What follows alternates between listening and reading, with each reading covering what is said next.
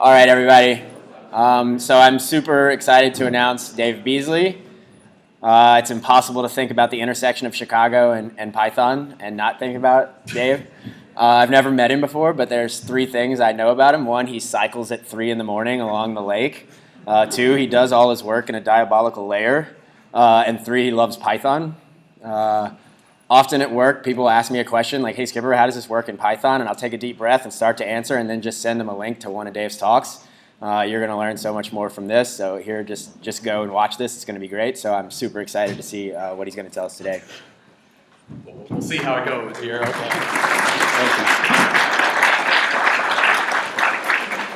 Thank you. The 3 a.m. is just the waking time. You gotta get situated there. So the talk titled it "Built-in Superheroes." I was trying to think about a topic for this conference, and it turns out this kind of marks like the 20-year anniversary of me using Python, and I've been thinking about, how do I use it over the years, or like what have I used it for, or what do I get out of it?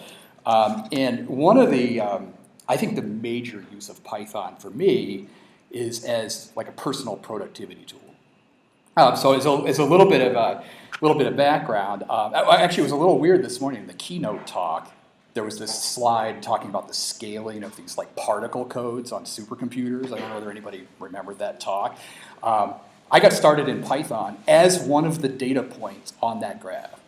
I actually was working on molecular dynamics in a physics group doing particle codes on supercomputers back in 1996.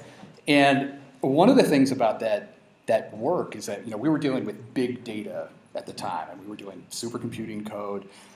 Big data in that era would have been like 16 gigabytes. Which is I find amazing because like my phone has 64 gigabytes on it, right? So it's we're dealing with these 16 gigabyte data files, and a lot of what we were doing is we'd run these things on a supercomputer that would maybe only take like 10 hours or something like that, and then it would take weeks to analyze because we're just doing all this stupid stuff of like transferring files around and trying to convert file formats and like get data in from one tool to another tool and other stuff. And one of the things that got me into Python was it's kind of a tool for dealing with all of this really annoying crap. It's like there's like the problem that we're trying to solve, but then there's like all this other stuff like munging data. So in the data science world, you hear this this phrase. It's like like 90% of your time is spent like munging the data, and then like 10% is actually doing something with it. So that was very much the case for me. And in thinking about like using Python since then, I was trying to think like what is the real secret weapon of the language, so to speak. And honestly, I think it's the built-in types. This might seem kind of like a basic thing to be talking about, but if I actually honestly look at how I use Python day to day, and what I use it for the most, it's basically manipulating things like tuples, lists, sets, dictionaries, various things from the collections module, and so forth. And I think like knowing about that is really kind of the key to becoming some kind of Python wizard. If you really want to get like your hands into the nuts and bolts of the language and doing stuff, having like some command over that is like a really useful skill. Now, some of the reasons for this, I thought I would kind of like spell out some of the things that I think about with the built-in types. One is that they're everywhere. There's also a great deal of flexibility. There's a performance aspect and there's a fun aspect. So what I wanted to do is actually talk about these for a second here. So I'm gonna iterate through those and just talk about some of the reasons here. So the first thing.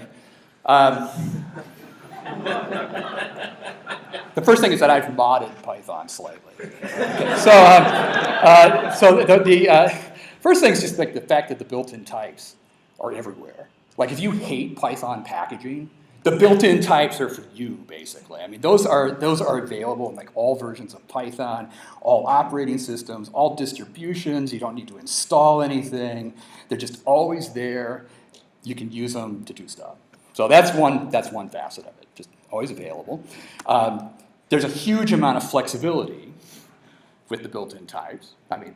you can make lists out of anything. You can make these very complicated data structures, lists of tuples, of dictionaries, of sets of things, and it's like, it's awesome. It's like if you kind of get your mind in that space, it's like you have this set of tools and you can do all sorts of amazing things with those.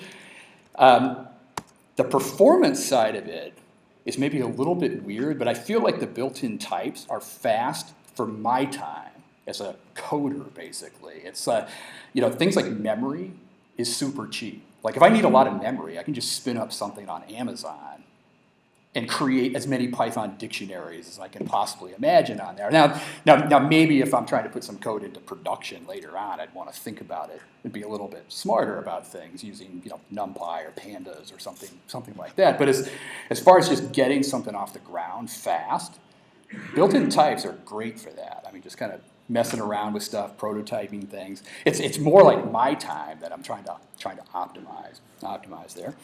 And then the other thing is just I don't know, there's like a certain fun quality to it. I mean, I sort of feel like the built-in types are this set of like little building blocks. They abstract away a lot of annoying details. Like I don't have to think about memory management, right? It's like, I don't want to think about that.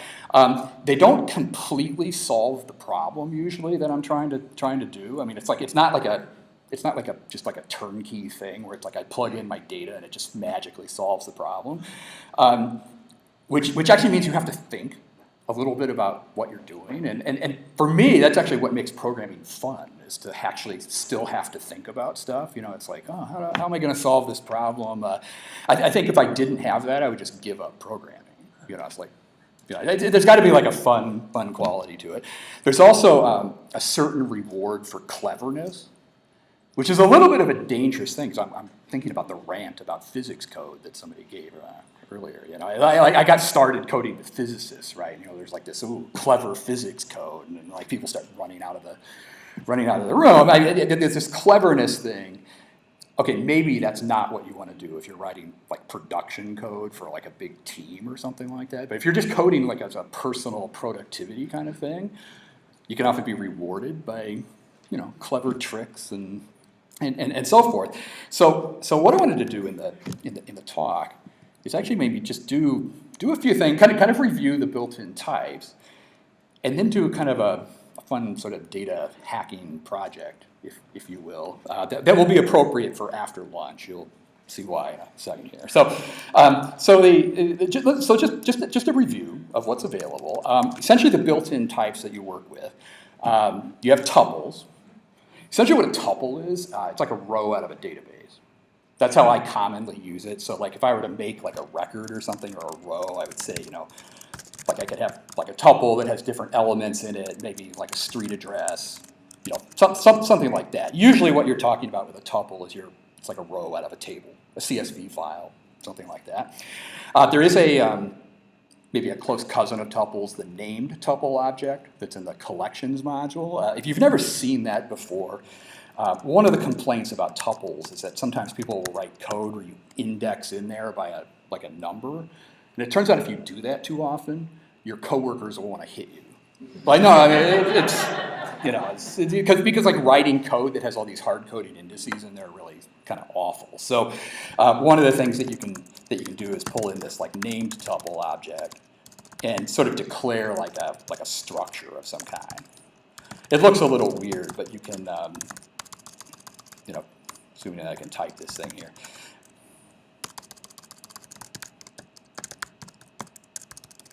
Okay, so maybe you make something like that, and then what you can do is use that in place of a normal tuple. What that lets you do is you can use dotted attributes. So if you've never seen that before, it's definitely worth kind of tucking away. It's kind of a useful trick. So that's one of the data types is tuple.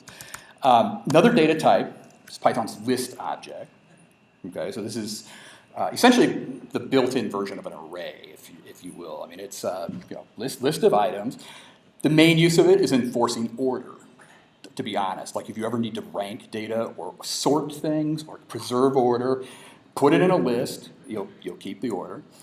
One important thing about it, again, you can put anything you want in a list. So if you want a list of strings or a list of numbers, you put it in there, do different things with it. Another useful data type is Python set object. This is very useful for sort of uniqueness and membership testing kinds of things. So one critical thing about like a list, for instance, like if you had a list, I don't know, let's put some names in there. If you had any kind of duplicate in a list, it just stores everything that you give it. So if you have more than one thing with the same value, list will capture that. If you make a set instead, you're going to drop all the duplicates out. So you get just the unique items. So it's a very, very common thing with sets to do things like duplicate elimination, membership testing, and so forth. Python's dictionary object, very useful for making like indices and mapping between things. So if you need to do things like lookup tables or anything like that, dictionary is extremely useful for that. Essentially what you're doing with a dictionary is mapping keys to values. Maybe you have a list of things like stock names versus stock prices or something. What a dictionary will do is do quick lookups on that. Like you can say, give me the price of Acme or something. And then you can add and delete things from dictionary. Some other data types that come into play, again, this is kind of a quick review. There are some things in the collections module, like counter objects are pretty interesting, and default dictionary objects are pretty interesting. So little review on that. Essentially what a counter is it's a dictionary that's meant for tabulation. Just to see some examples on that, if I were to say C is a counter of X, Y, Z, Z, Y, for instance, what that's going to do is build a dictionary that counts up the letters that you just gave it. Okay, so it's like, 2Z, Y2, X1. You can essentially use this to sort of tabulate more information later on. So it's like a dictionary where you can, add counts and just sort of keep track of those. We're going to do some examples of that in a little bit later. Default dictionary. This is sort of kind of an interesting object to work with if you haven't seen it before. But what I tend to use it for a lot is making dictionaries that express a one-to-many relationship, where you have to group, like doing grouping of data or some kind of one-to-many kind of thing. The way that this works is you make a default dict, and then you specify what the initial contents are going to be, like a list or a set or something. And then what this lets you do is you can combine dictionary insertions with things like list append.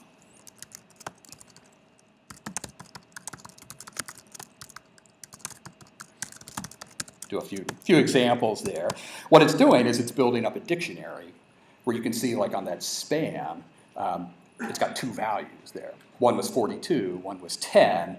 Could be a very useful way of kind of clustering data, grouping data, and so forth. So all of these things, these are kind of the built-in types that I'm talking about. And again, I would say these are like the bulk of a lot of day-to-day coding for me. It's like maybe from PyCon I get a reputation where people think, oh, Dave's just sitting in his, what do you call it, evil lair or something? Oh, diabolical lair. I'm just sitting in the lair, just doing like meta classes or something. It's like, I'm really sorry to dash your view of me, but like 90% of my day is spent doing things like database queries with like lists and stuff. I mean, it's not that. It's not like meta class. Yeah. The modded interpreter. Yeah. All right. So that's what we're starting with. Now there are some other kind of basic powers that kind of enter the picture here. You don't ask about the modded interpreter. So there's a lot of things that go on with the for loop. This is a very common way of iterating over data, is to do like a for loop on it. There are some things like enumerate and zip that you might see. There are some reduction functions like sum, min and max, any, all, and so forth. Actually, on the subject of these reductions, I find it really interesting that Python has never had stats functions as part of the standard library until really recently. I think, I don't think there was a function in the whole standard library to do a mean or an average until Python 3.4. Maybe 3.3, but like 3.4. I find that kind of amazing because Python has been used for science for like 20 years. So like, it's like a total mystery, like why it would be missing. But there is a statistics module that has some other other things in there as well. There are some more advanced powers that we'll get into. I would say the superpowers of the built-in types are when you get into things like list comprehensions, set comprehensions, and dictionary comprehensions. Very common thing that you might have is you might have a list, and then you need to do some kind of transformation on it. Like maybe I want to take all those numbers and square it. I could do something, like this, where I could do like a manual for loop, like that. I mean, that's one way to like you take a list and you transform it, but that is just way too much typing. I would much rather just do a shortcut. This is an example of a list comprehension. You can just say, okay, I want to say, x times x for x in nums. That will make a list that carries out that calculation, gives you the result. So there are some nice shortcuts related to that. We're going to do some examples in a second. So those are some things that are available. And then there's some other more mystical powers. If you get into Python's iteration features, you might encounter things like generators and generator expressions. This is a little bit of an interesting thing. If you've what do they call that? Nums. If you were to say something like squares is equal to x times x for x in nums, just with parens like that, it doesn't actually do the calculation. It creates this sort of interesting kind of generator object. What happens there is it will feed you values one at a time if you do a for loop on it.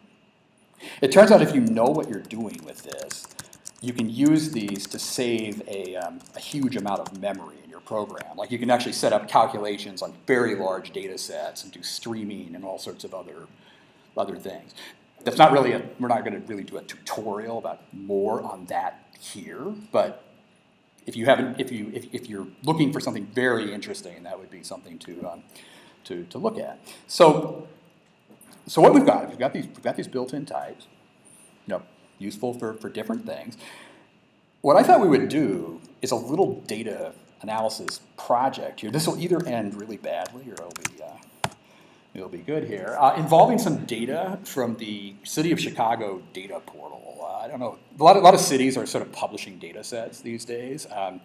You can download all sorts of interesting things about potholes and crime and rats and other things like that. So I thought for after lunch, what we could look at would be the City of Chicago Health Food Inspection Database. Health and Human Services. So the city actually publishes a data set. It's a 130,000 row CSV file from the health department. And we're going to grab that and look at some things related to food here. So this, hopefully everybody is well eaten after lunch here. So, and I'm just going to do this stuff entirely with built-in types. Keep in mind you could definitely do this kind of thing with pandas or some other things, but I think it's kind of useful to just see the built-in types in action as well. So what I'm going to do here is I'm going to use Python's CSV module to grab this file as a list of dictionaries. This is maybe the most inefficient way of representing data possible in Python, but it's also super simple, and memory is infinite. So I find it amazing that can't you order up like a terabyte of memory on Amazon these days? So yeah, if needed, I can go there. So what I've done is I've read this food database. Let's just take a quick look at it here. It comes back with about 130,000 records. This is what one of them looks like. Okay, so this is the kind of stuff that the city publishes. You get information about the name of the business, what its address is, what kind of facility is it, when was it inspected, what were the results of the inspection, did it pass, and so forth. So it's some information from the city there. Here's another one just to see something more interesting here. So this is another record here. They will actually put in their notes on the inspection in the database. So you can, this is still a pass. It says pass with conditions, but but you see like certain violations listed there about different different things here. Observed blackish colored stains. Okay, that's not making me feel very hungry at the moment, but it's but they're publishing this sort of data there, and some of the things that you might want to do are just start exploring. I don't know, just kind of exploring the data a little bit. So one of the things that you might focus on. Might be something like, like what is just the result of a health inspection? Like, okay, so you get a health inspector showing up. Like, what are the possible outcomes of that they care about? Well, that's one place where you might use something like a set comprehension. What I'm going to do here is I'm going to just go over the database. I'm just going to go over all the rows of data, and I'm just going to collect all the results. Just give me all the results. But I'm using the fact that sets drop all their duplicates out. So this is going to give me all the unique results. So it comes back and says, okay, those are the possible outcome. Business not found, it either fails, no entry, out of business, pass, and so forth. Maybe I use that to filter the data down. Like, maybe I'm interested in who failed their health inspection. So I could use something like a list comprehension. I could say, well, why don't you give me all the rows for row in food if the results are equal to fail. Okay, so I'm iterating over that data, and we can look at that and say, okay, well, we got 25,000 records of failed health inspection. Let's take a look at one of them, just so we can see what it looks like here. So this is what a failed inspection looks like. I mean, you get the business name, fails. Again, we get this list of violations there that are sort of telling us what is wrong or what happened with their inspection there. And once you start down this route, I mean, you can start thinking about like other kinds of questions. Like one question that you might start asking is like, well, what would be the worst place to eat in Chicago? I mean, these are questions that you often don't want to know the answer to, maybe. But so what you could maybe what you could do is you could do something like, I don't know, you could make a counter object and say, okay, I'm going to make a counter out of maybe the doing business of name for row and fail, and just tabulate that, and then we could take a look at that and say, well, okay, maybe like give me the top 5. So Subway, Dunkin' Donuts, McDonald's. Now to be fair, I'm not here to like diss on Subway or McDonald's. I had McDonald's yesterday. Okay, the reason that they have the most failures is that they have the most locations. Okay, I mean there's not like one Subway in Chicago, right? I mean, so there's a lot of locations there. The other thing that is really interesting about this result is just how in the hell do you spell McDonald's? Okay. You're actually, I mean, this is a common problem. Somebody at lunch was asking about data munging. It's like, oh, you got to munge data to get it into the format, and it's all of a sudden we've got this problem of like, well, what is the canonical spelling of McDonald's in the database? So you start thinking about these problems of like, can I clean up the data? Do I need to do something with it? Actually, it's a little bit worse than that, because if you go to if I expand that out a little bit, let's go to the top 15, you actually find that there's like another McDonald's down here with 20, like with the lowercase c. So we've got like McDonald's without the apostrophe, McDonald's with the lowercase. It's like, yeah. Oh, and then you even see like Subway. There's like a Subway with different capitalization. It's like you gotta clean up the data. We can do that. I'm going to do this might shatter your head a little bit. I'm going to do a cleaning step here, where I'm going to do a list comprehension, where I'm going to take the row exactly as it is, but then I'm going to rewrite the doing business name, and I'm going to do some hacks on it. One of the things I'm going to do is replace the single quote with an empty string, and then I'm going to uppercase it.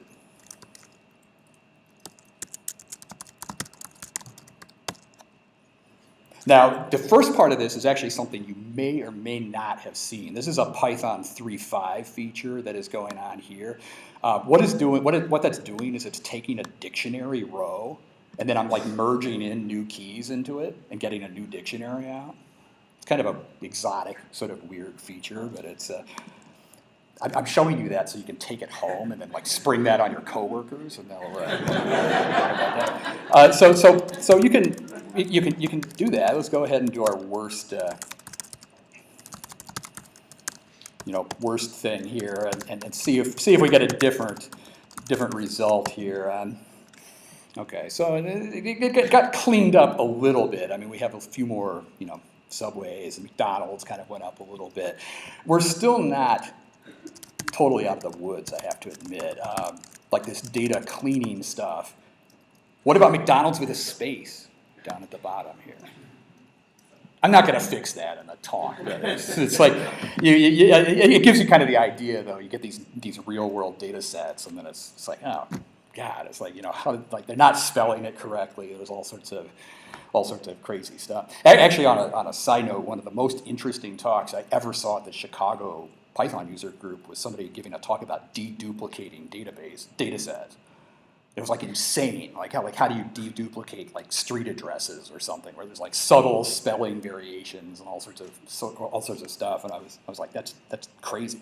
I mean, it blew my mind at the talk. So this is kind of one thing to start. You can say, okay, well those are bad places to eat. Maybe a different kind of question. This is kind of a. Well, one of the things about this is there's lots of different Subways, lots of different McDonald's. Maybe you could do a different kind of tabulation where you actually just want to focus on like the worst street address to go to. Like, you're not so much concerned about the name of the restaurant, but like where's the worst location to go to in Chicago, to find food. So what I'm doing here is a tabulation with counters kind of based on the street address. Let's look at that. Okay, so what I'm doing here is kind of breaking things down into by street address. So there's like 11601 West 2, 180 failed health code violations. You're like what is going on?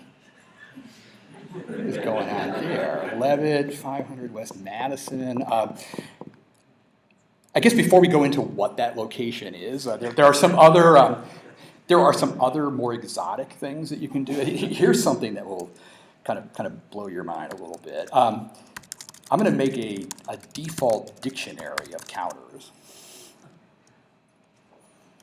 And you're like, what is he doing here? What I'm going to do here is I'm going to tabulate all of the health code failures by year.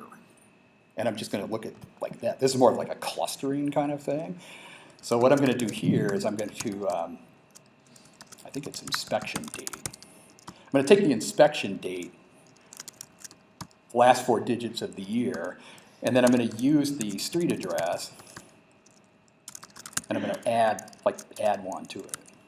We'll see if that works. The idea here is I've taken the data where I can now go to a specific year and ask like what were the worst street addresses in 2015, or what were the worst street addresses in 2014, or the worst street addresses in 2013. Okay, so yeah. 2016 isn't looking too good either for this. But by the way, this like default dictive counter stuff, knowing like the built-in types and how to navigate that, I would say this is like an example of that. I do a lot of this in like day-to-day work where it's like, oh, I need to take some data and cluster it or do something with it. Knowing about these things and being able to just do it, super useful thing. All right, so we've got this. We've got these bad street addresses. Let's go back to the master list here. That 11601 West Tui is just like some kind of hellhole of like failed health inspections.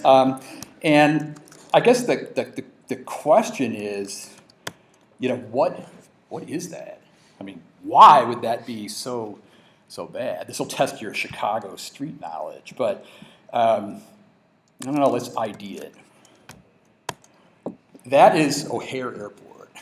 Okay, so if you've been out at OHare, lot of restaurants, a lot of things at OHare. Okay, in fact, let's grab all the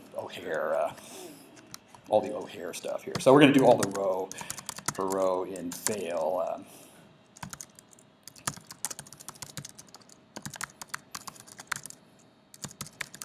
This will give you useful knowledge for leaving town, probably. Okay, so what we're going to do here is, okay, so we have actually we picked up, no, there's probably a spelling mistake somewhere. It was like 180 with West Tui, but there's probably an address with like a slightly different spelling in there. We can do a street address to find out, like a set comprehension to find out the difference. So. Oh, okay. So there was one that identified like a specific terminal. So okay, you can never have data that's too messy there. So so now I've got 181 failed health inspections from OHare Airport. We could ask questions about, well, just who are these things that are like, what are the businesses that are failing? I'll do another set thing. So this is going to give me a unique set of everybody who has failed a health inspection at OHare Airport. And I don't know whether that's a complete list of everything at OHare, but it's, but you definitely get the list. You know, American Airlines. You know, all sorts of things there. Kind of fun stuff there, and then you could, you know, one of the things that you could start doing with this is, have I made people sufficiently disturbed? It turns out that navigating this data, one of the things that the data has is it has like a doing business as name, but it also has an also known as name. And it turns out that on this also known as name, they actually identify the location in OHare, like where this thing is located. So like this is like terminal, this is probably terminal 3 by gate G3 or something like that. So one of the things that we could do is maybe try to identify like the worst location in OHare to eat here. So let's try this. I'll probably get sued after this talk here. Okay. So what we're going to do is to do a counter of just like, okay, what is the also known as name for all the rows in OHare that have failed here, and then let's do like a most common on that. These are answers that you usually don't want to know the question to, but okay. So you're starting to break this down. It's like okay, Macaroni Grill, Terminal 3 by Gate 2, K2. That's the word. Now, to be fair, 6 versus 5 is not, it's not like a huge difference between the top contenders here, but you're definitely getting different locations. Gate Gourmet, I think isn't that the? I'm trying to think. Is that like online? Is that this food service on the plane? Is that the on the plane there? The different clubs for the elite travelers are up there, United Club and so forth. So a lot of kind of fun stuff there. 10 minutes. Fun things. Now some other things with the data. We'll continue to work with this OHare data for a second here. One of the things that I've done a lot here is just sort of like tabulating data, but one of the things that you might try to do is more like clustering of data to get more information out of it. This is something where these default dictionaries are actually really useful if you want to like collect data. So one of the things that you could do. Well, let me see if I can do this here. What I'm going to do is let's look at the data again. Okay, so this is what one of the records for that looks like. I'm going to make a default dictionary. This is this default dictive list idea, where I'm going to try to collect all of the inspections for every single restaurant at OHare separately, maybe by like their license number or something. So what I could do is maybe iterate over the OHare data, and then I'm going to take the business license number as a key, and then I'm just going to append the result of that. So what's going to happen here is this inspections dictionary is something where I can give it like a license number, like 242.8080, and then it will give me all of the records for that failed there. Okay, looks like they only had one failed at that restaurant. If I were to look at the keys of this dictionary, okay, there are the license numbers. I could try different license numbers and get like their inspection date. Okay, there's one. Okay, that's chili. Okay, a couple of failed things. You can expand this to do other things, like if I wanted to just get like their inspection date.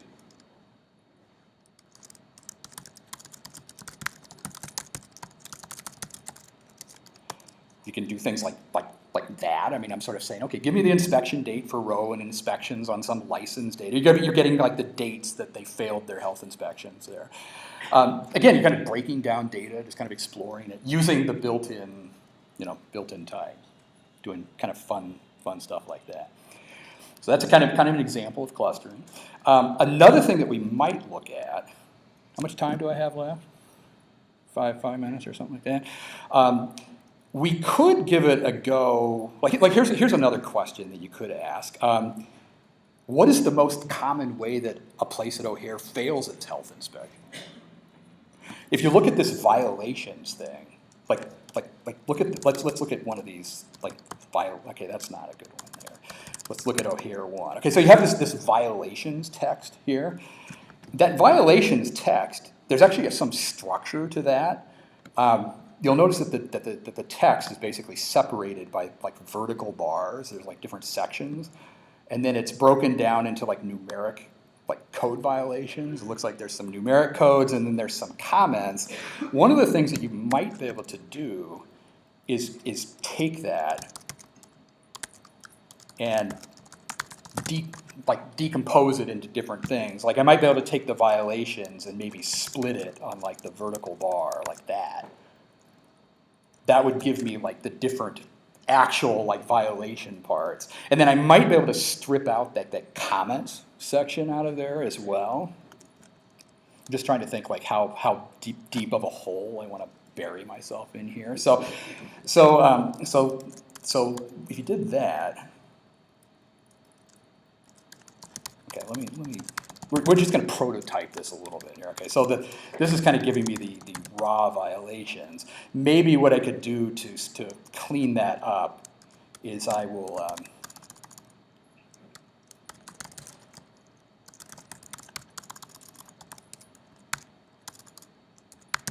I'm going to try to slice this thing. This is so bad. I mean, this is really bad.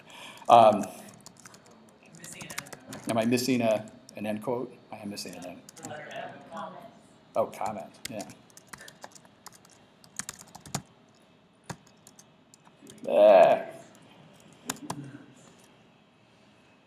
Okay, so we're gonna try to kind of strip this thing down. I'm gonna lose like total style points for it. I'm gonna strip it of white space too, just to kind of normalize that there. So maybe one of the things that we could do is maybe we want to try to like find out like the worst, like what is the most common like violation of health code at OHare. We might be able to do this in a single statement. Maybe, I don't know. This is going to be a really bad idea probably. But what I'm going to do is I'm going to do I'm going to do the thing that I just did. Actually, no, I probably don't want to do that. Okay, so actually, here's what I'm going to do. I'm going to make a list of all violations. It's going to be row violations. I'm going to split it on that vertical bar. I'm going to go ahead and strip it at the same time of white space.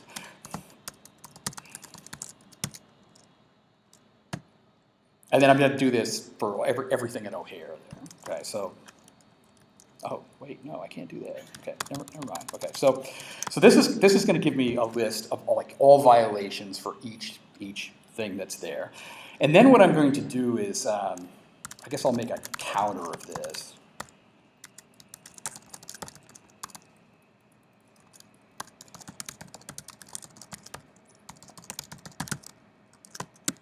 And I'm going to kind of do the same thing that I just did here.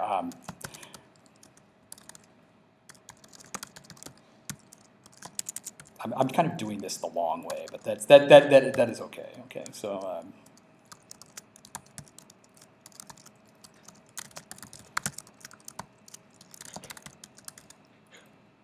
oh wait, no, okay. The comments, okay. No. Am I missing a brace on that? I am. Okay, there's the fine, and then there's a strip, and then there's like that. I think so. Yeah, I should be using Notebook. Yeah, lesson learned on that. Lesson learned on that next time. Okay. So if this worked, and I'm not confident that it did, but we'll find out. We come in here, and it's coming up saying, okay, these are sort of the most common health violations they find out at OHare. Food and non-food contact. A lot of stuff with floors, ceilings, and so forth. Whether that's of concern to you or not, I don't know, but I'm probably almost out of time at this point. I think I don't know if there's some takeaway on this talk other than where to eat at OHare or something. What? Don't eat at Subway? Nah, Subway. Nah. No, I'll stick with that. No, I think there's a takeaway on this stuff. No, I feel like this sort of thing, even though it may have just completely shattered your mind, counters and default dicks and lists and all that stuff. I think, for me, this is absolutely the most useful day-to-day thing in Python that I do. I do this a lot. And so, and it's also one of the places in Python that changes a lot over time. As a book author, I'm always kind of updating things. And every new version of Python, it seems like there's some new evil trick that has shown up somewhere with the built-ins. And it really has kind of paid off to look at some of that. So that's kind of the end. I do have a thanks slide here. So just like to thank people for coming to this. I hope that wasn't too crazy, but I can see if there's questions. And all right.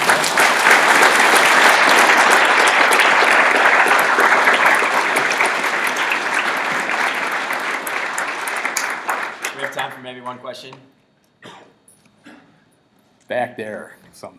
You mentioned you use base Python for most of your day-to-day. What's some good examples of when you have to get out of that and using pandas? Oh, I use pandas. So pandas is actually a tool that I use a lot and really like.